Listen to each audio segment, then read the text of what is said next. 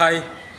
ഇപ്പോഴത്തെ കുറേ കുട്ടികൾ പ്ലസ് ടു കഴിയുമ്പോഴോ അല്ലെങ്കിൽ ഡിഗ്രി കഴിയുമ്പോഴൊക്കെ യൂറോപ്യൻ രാജ്യങ്ങളിലേക്കും കാനഡയിലേക്കും ന്യൂസിലാൻഡിലേക്കും എന്നു വേണ്ട ലോകത്തിൻ്റെ വിവിധ രാജ്യങ്ങളിലേക്ക് പഠിക്കാനായിട്ടും ജോലി ചെയ്യാനായിട്ടും ഒക്കെ പോകുന്നുണ്ട്. ഇതിൽ എൻ്റെ അഭിപ്രായം എന്താണെന്ന് ചോദിച്ചിട്ടുണ്ടെങ്കിൽ ഞാൻ പറയും നല്ല കാര്യമാണെന്ന്. കാരണം നമുക്ക് ഒരു ജീവിതം മാത്രമേ ഉള്ളൂ.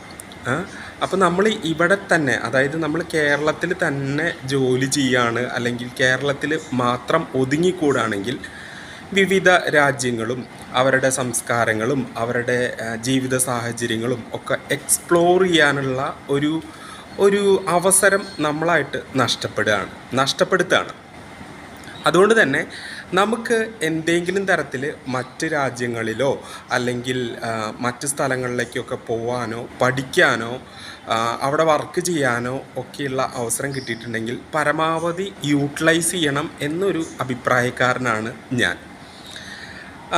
എൻ്റെയൊക്കെ ചെറുപ്പകാലത്ത് ഞാൻ പ്ലസ് ടു കഴിഞ്ഞപ്പോൾ എൻ്റെ ഒരു ഫ്രണ്ട്, വളരെ അടുത്ത പ്ലസ് ടുവിൽ പഠിക്കുന്ന വളരെ അടുത്ത ഫ്രണ്ട്, അതുപോലെ എൻ്റെ വീടിൻ്റെയൊക്കെ ഏകദേശം അടുത്ത പരിസരത്തൊക്കെ ആയിരുന്നു അവൻ്റെ വീട്. അപ്പോൾ അവൻ പ്ലസ് ടു കഴിഞ്ഞപ്പോൾ ബാംഗ്ലൂർ പഠിക്കാൻ പോയി.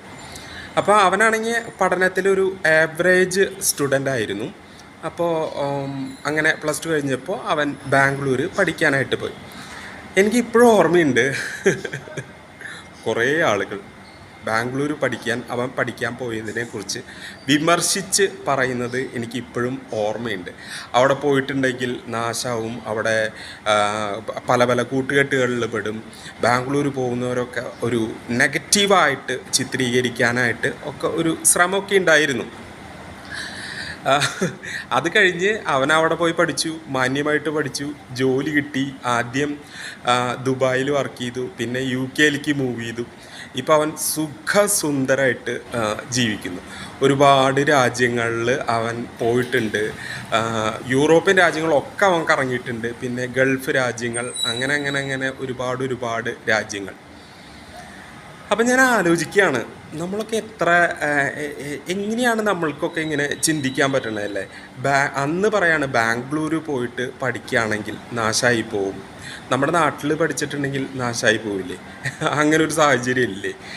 ബാംഗ്ലൂരൊക്കെ പോയപ്പോൾ അവന് കുറച്ചും കൂടി ഒരു എക്സ്പോഷർ കിട്ടി. അവൻ്റെ ഇംഗ്ലീഷ് ആയാലും ആളുകളോട് കമ്മ്യൂണിക്കേറ്റ് ചെയ്യാനുള്ള ഒരു കഴിവിലായാലും എല്ലാത്തിലും അവനൊരു ഭയങ്കരമായിട്ടുള്ള മാറ്റം ഉണ്ടായി. ഞാനത് പേഴ്സണലി നേരിട്ട് കണ്ടിട്ടുള്ള ഒരാളാണ്. അവൻ പ്ലസ് ടുവിൽ പഠിക്കുമ്പോൾ വളരെ ലോകത്തെക്കുറിച്ചൊക്കെ വളരെ ചുരുങ്ങിയ കാഴ്ചപ്പാട് അല്ലെങ്കിൽ ഇടുങ്ങിയ കാഴ്ചപ്പാടുള്ള ഒരു വ്യക്തിയായിരുന്നു. പക്ഷേ ബാംഗ്ലൂർ പഠിക്കാൻ പോയപ്പോൾ കുറച്ചും കൂടെ അവൻ ഒരു എക്സ്പോഷർ കിട്ടി, വൈഡായിട്ട് ചിന്തിക്കാനായിട്ട് അവന് കഴിഞ്ഞു എന്നുള്ളതൊക്കെ എനിക്ക് വളരെ വ്യക്തമായിട്ട് അറിയാവുന്നതാണ്. അപ്പോൾ ഞാൻ പറഞ്ഞു വരുന്നത്, നമുക്കൊരു ജീവിതമേ ഉള്ളൂ.